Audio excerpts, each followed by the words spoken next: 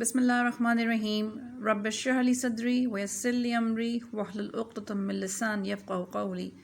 Welcome to the class. Your teacher Ms. Fatma here. Assalamu alaikum my students. How are you all? I hope you'll be good. So today we're going to start a new chapter, that is Ammar's Cafe. So before I would get started with the chapter, make sure you'll be having your notebook in front of you while you watch this video so that आप लोग को अच्छे से समझ आ जाए ये chapter, and especially the pronunciation, especially the word meanings of the particular words, ताकि आपके लिए chapter समझना बहुत आसान हो जाए. As I always say, this book has typically English words जो इतने easy नहीं होते हैं आपके समझने के लिए, and it's very very important that you should listen to it properly. So आइए वर्ड्स देखते हैं पहले कि क्या क्या है इसके difficult words for this chapter. Adjacent, close to, lying near, adjoining. Adjacent का मतलब होता है बिल्कुल साथ में, बराबर, काफ़ी करीब. Assume, taken on, adopted. Assume का मतलब सोच लेना किसी के बारे में, ये ख्याल कर लेना. Cobble is made of cobble stone, browning, paving stones. अच्छा, यानी कोई भी फ्लैट सरफेस पे गोल गोल से पत्थर जो अक्सर आपने देखा होगा रोड पे बिछे होते हैं, उसको जो है वो कॉबल स्टोन्स कहा जाता है. पेविंग स्टोन्स उसको कहते हैं. मिंगल, मिक्स हो जाना. नेगोशिएशंस, डिस्कशंस एंड एग्रीमेंट्स, यानी कि डिस्कशंस यानी कि किसी बारे में डिस्कस करना किसी मैटर को, या उसके बारे में एग्रीमेंट फिक्स कर लेना, किसी बात पे एक पॉइंट पे पहुंच के उसको कंफर्म कर लेना is called negotiation. Protruding, thirsting, sticking out of, यानी कि बाहर की तरफ निकलना. पल्सेटिंग, पल्सेटिंग बेसिकली पल्स से निकला है. पल्स कहते हैं हमारी नर्व्स को, तो उससे एक यानी कि उसकी तशबीह दी गई है. पल्सेटिंग यानी कि as a throbbing, expanding and contracting like a heart beat. जैसे कि पल्स होती है हमारी, कभी स्लो होती है, कभी तेज़ होती है, कभी जो है वो इरेगुलर टाइप होती है, तो हार्ट बीट की तरह उसको पल्सेटिंग कहा गया है. Rubble is a loose mass of fragments, loss, masonry, rocks, masonry etcetera. Rubble कहते हैं जैसे कि आप इसको मलबे को समझ लो, जैसे कि किसी में ईंटें होती हैं, पत्थर होते हैं, जैसे कि फालतू सामान, जैसे कि कोई चीज़ की जब कोई दीवार टूटती है, कोई बिल्डिंग टूटती है, या काफ़ी जैसे कि इस बुक में चैप्टर में कहा बताया गया है जिस प्लॉट के बारे में कि वो टूटा फूटा है, तो उसको कहा जाता है. Strewn is spread, scattered, यानी कि फैला हुआ. Subconscious, not wholly conscious, that word is which is only partly aware. Subconscious का मतलब होता है कि सारी चीज़ों के बारे में आगाह ना होना. Wholly conscious नहीं, इसके partly aware, आधे चीज़ों के बारे में aware होता है, आधे के नहीं. Throng is a large crowd of people or the items. Throng कहते हैं large crowd लोगों का या फिर किसी भी चीज़ों का, items का. Venturous, proceeded with something even though they were may have been danger. Venture के बारे में के मीनिंग है कि किसी के बारे में कोई ऐसा काम करना, कोई ऐसा काम करने की तरफ जाना जबकि पता हो कि उसमें डेंजर्स हैं. Now this is a short story with an unfortunate kick in the tail. You might like to try making up the own ending for it. अच्छा, ये स्टोरी इसमें कहा गया है कि बेसिकली काफ़ी अनफॉर्चुनेट किक का मतलब है कि काफ़ी जो टेल कहते हैं स्टोरी को, तो एक अनफॉर्चुनेट सी स्टोरी है और आपको इसका एंड बनाने में जो है शायद अच्छा लगे खुद से. So basically the story had the story is about a person. His name was Amar, and story जो है वो sad story है, yet it is interesting. And basically जो ये बंदा है Amar, he was a dreamer because he always dreamed of making money, but he at the same time बहुत hard working है ये, and he is a practical man too. So he works very hard, and then what happened we are going to see in this chapter. So, the chapter starts from here. The plot of land stood adjacent to the park. Nobody had thought of developing the site because everyone has assumed this was a part of the park. So, होता ये है कि वहाँ पे एक plot है, एक park के बिल्कुल बराबर में, और कोई भी नहीं सोचता कि उसको हम develop करें इस site को, क्योंकि सभी ये सोचते हैं कि ये park का हिस्सा ही है. A building had once stood on the plot, but now there was only a heap of rubble. अच्छा, बिल्डिंग जो थी वो एक ज़माने में काफ़ी अच्छी बिल्डिंग थी वहाँ पे जो ये प्लॉट था, लेकिन अब वहाँ पे हीप ऑफ रबल, यानी कि अब सिर्फ वहाँ मलबा है, ढेर है. किसका? पत्थरों का, ईंटों का. 3 or 4 walls still remained outlining where rooms had been once. 3 और 4 वॉल जो है, 3-4 जो है वो दीवारें वहाँ पे खड़ी हुई थी स्टिल, जो कभी किसी रूम्स की तरफ निशानदेही करती कि वहाँ पे कभी कोई रूम बने हुए थे. But it would be a matter of time before these two crumbled and joined the large heaps of debris on the ground. लेकिन ये कुछ अरसे के बाद उसके बाद ये भी चूर-चूर होके सारी मलबे के ढेर में तब्दील हो गई. Bricks, stone slabs, rotten bits of wood with protruding nails, broken glass and twisted, rusting metal, along with heaps of smashed tiles were widely strewn around the area. क्या क्या बताया गया है? ब्रिक्स यानी कि ईंटें हैं, पत्थर है, लकड़ियों के सड़े हुए टुकड़े हैं, प्रोट्रूडिंग नेल्स जो कीले हैं वो बाहर की तरफ निकली हुई हैं, टूटे हुए ग्लासेस हैं, रस्टिंग मेटल जंग आलूदा जो है वो मेटल के टुकड़े हैं वहाँ पे, और यहाँ पे काफ़ी स्मैश टाइल यानी कि टूटे फूटे से टाइल्स जो फैले हुए हैं एरिया में. Some partially and dangerously hidden and covered by thick undergrowth of thorns, shrubs and grasses. अच्छा, कुछ जो इसमें से हैं वो हिडन हुए हैं, कुछ जो है वो नज़र आ रहे हैं. यानी कि कुछ जो चीज़ें हैं, जो उसके सब जो चीज़ें यहाँ पे डिस्कस की गई हैं, वो कुछ जो है वो टूटे हुए हैं और कुछ जो है वो अपने आप ही नज़र आ रहे हैं. A large mulberry tree stood in what was at one time the front garden of the house. अच्छा, मलबेरी ट्री क्या होता है? इट्स अ फ्रूट ट्री और ये उर्दू में से कहा जाता है शहतूत, तो it's called a mulberry tree. ठीक है, वहाँ पे जो था मलबेरी ट्री था, वहाँ पे एक ज़माने में कभी वो गार्डन बनता था, but this too had now been swallowed up, यानी कि अब जो है वो भी अब डिसअपियर हुआ. बस swallowed up का मतलब डिसअपियर हो जाना. And enveloped by creepers shrouding it and stifling its growth.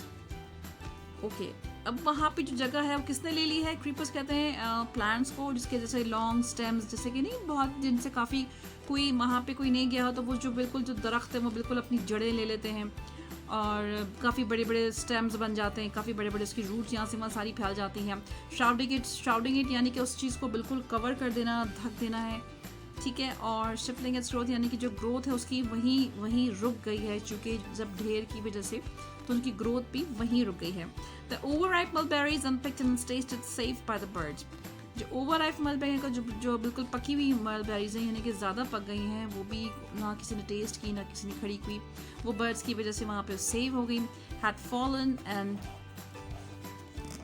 had fallen and rotted on the ground, blotching innumerable surfaces with dried red smears. अच्छा, वो सब भी क्या, वो सब भी गिर गई. कहाँ गिर गई? नीचे ग्राउंड पे गिर गई. ब्लॉचिंग कहते हैं यानी कि दागों को, स्ट्रेन्स को, जो इनन्यूमरबल सब यानी काफ़ी सारी चीज़ें सर्फेस जो है जिसमें जब वो गिरी तो ड्राइड रेड स्मीयर्स कहते हैं, दाग मरना जो है, स्ट्रेन्स किसको कहते हैं, रेड कलर के निशान बन जाना. मलबेरी जब वो पे सूखी हुई जब नीचे गई उसको दाग बन गई, यानी कि इतनी पुरानी वो थी कि जब वो सड़ गई, पक गई हद से ज़्यादा, तो वो जब नीचे गिरी डेफिनेटली वहाँ पे दाग बन गए. There was a time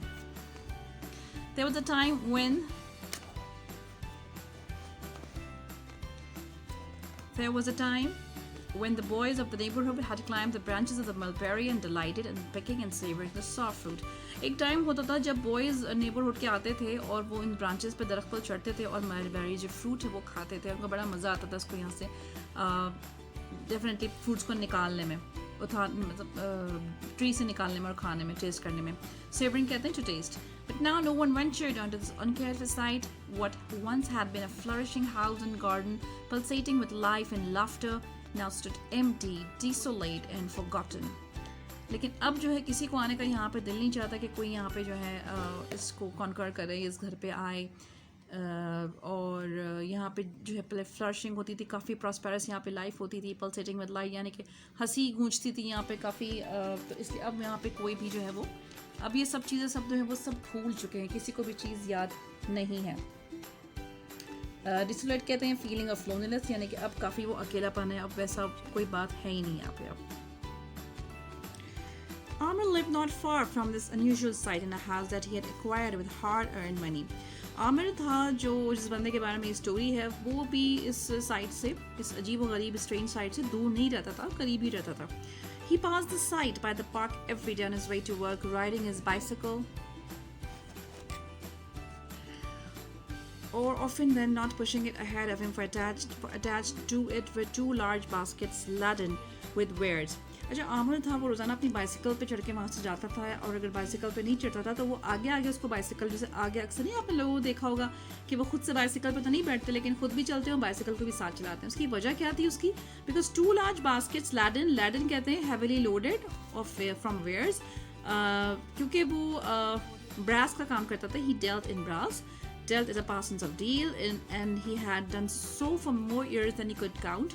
और वो इस जो ब्रास का बेसिकली ये मेटल होता है और उसकी पॉटरी का काम करता था. वेयर्स कहते हैं बर्तन, पॉटरी ब्रास के जो एक मेटल होता है, तो उसके दोनों जो बास्केट्स होती थी वो भरी रहती थी इन सारे बर्तनों से, पॉटरी से, और वो इसके में डील करता था और काफ़ी सालों से करता था कि वो खुद भी गिन नहीं सकता कि कितना पुराना वो काम करता था.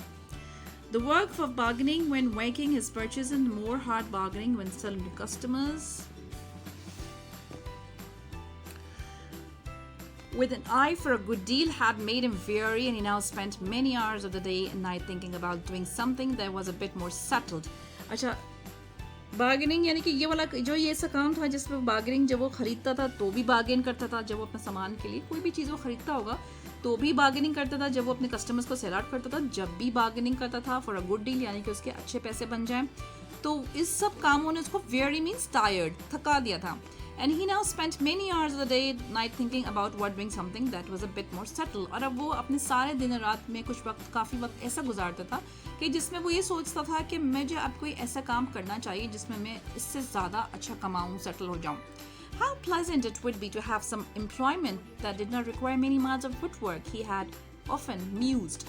कितना अच्छा हो, कितना खुशगवार हो जाए कि जब मुझे ऐसी कोई एम्प्लॉयमेंट मिल जाए, ऐसी कोई नौकरी मिल जाए जिसमें इतना थकने वाला काम ना, मतलब फुटवर्क यानी कि मुझे पैदल इतना चलाना पड़े.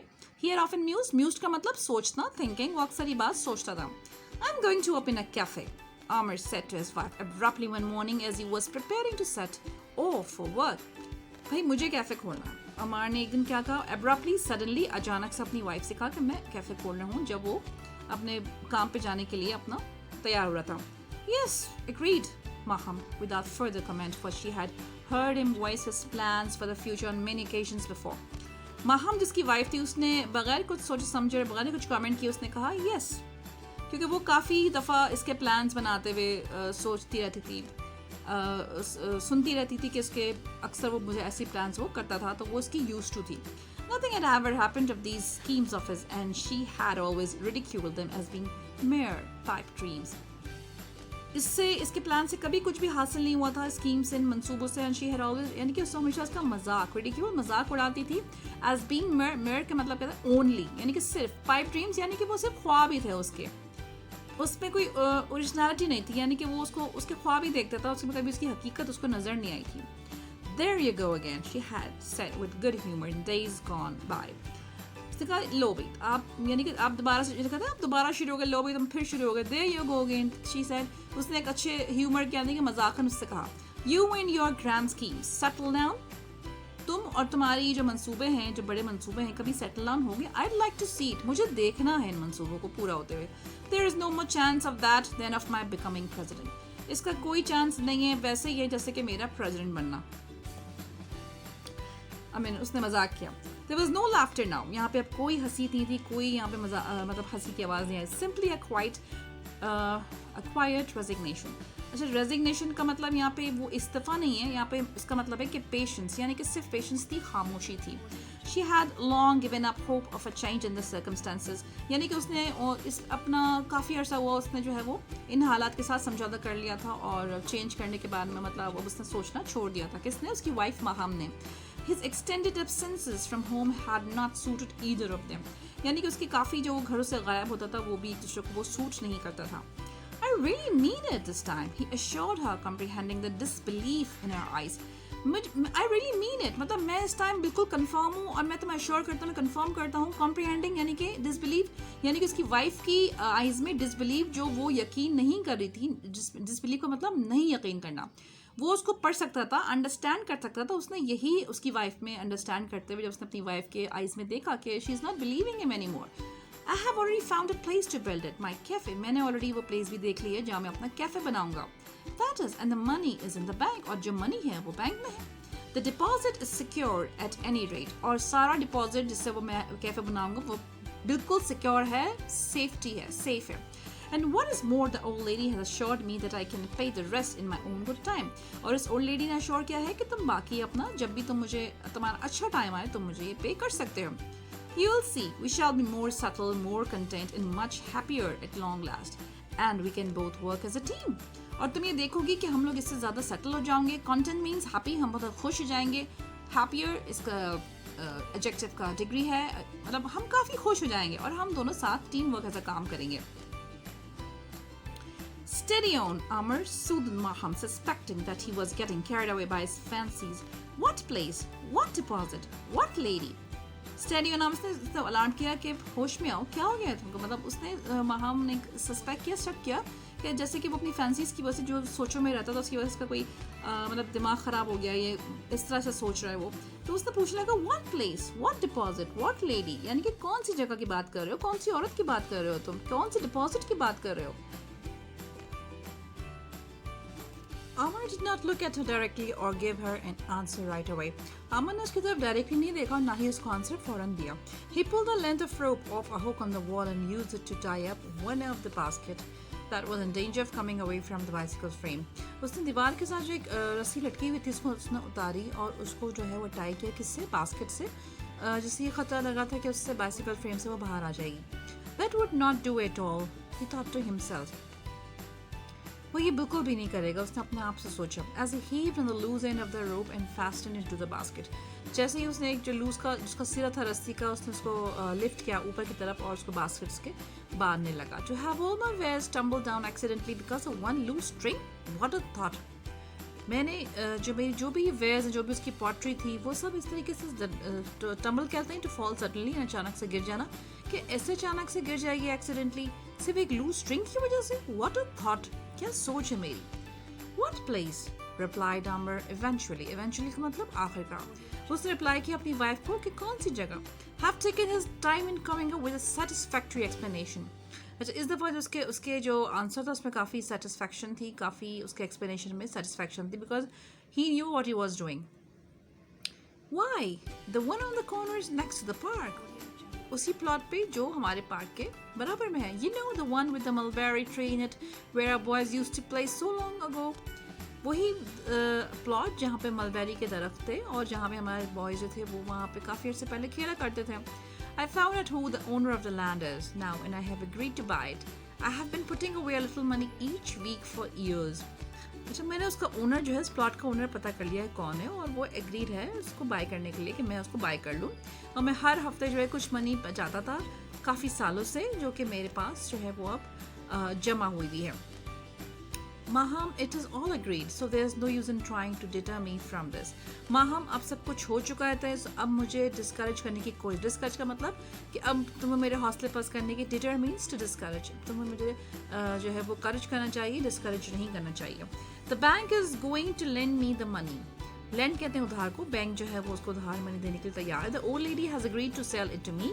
और ओल्ड लेडी जो वो औरत है वो भी एग्री कर चुकी है, मान चुकी है कि वो मुझे बेचेगी.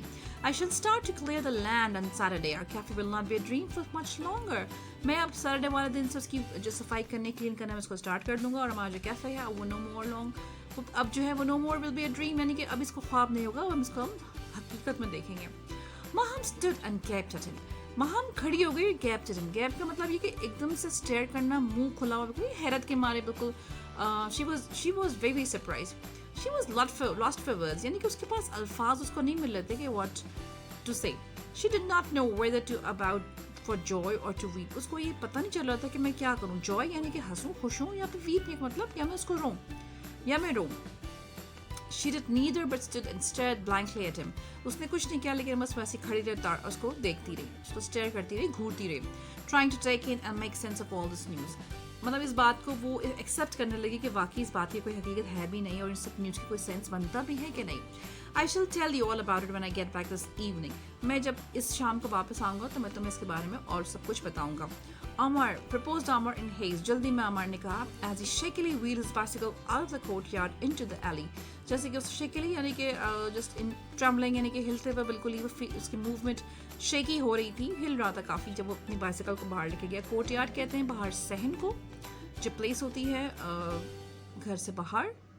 और into the alley, alley is a street यानी कि गली. जब वो बाहर सहन से बाहर जब वो गली में निकला तो वो काफ़ी शेकी अंदाज में बाहर निकला. Then like a shadow under a fleeting cloud he was gone.